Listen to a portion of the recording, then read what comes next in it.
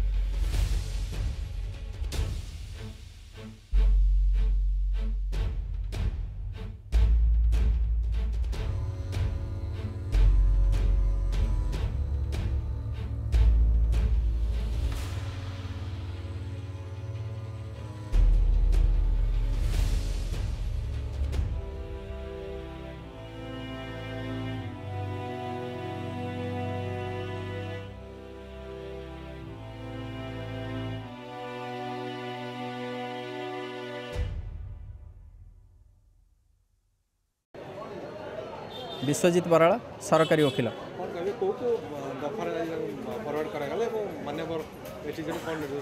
निकितांकर जो हत्या मामला एथिरे तांकर स्वामी लिपन साहू को चाउलियागंज थाना तरफ आज गिरफ्त करागला माननीय एसडीजेएम अदालत में आज हाजर कर विरुद्ध हत्या षड्यंत्र रचिबा एवं निर्यातना देवा यही सब मामलें आज गिरफ्त कर कोर्ट चालाण कर तरफ वकिल जमीन आवेदन करथिले एवं यही जमीन को माननीय एसडीजेएम खारज कर देइचंती। वर्तमान 14 जेल को पठाई दिया गला।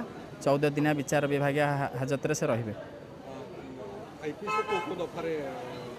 इंडियन पेनल कोड रो 302 120B 107 498A एवं 34 यही सब दफारे गिरफ्त करा कोर्ट चालाण करा जायछि।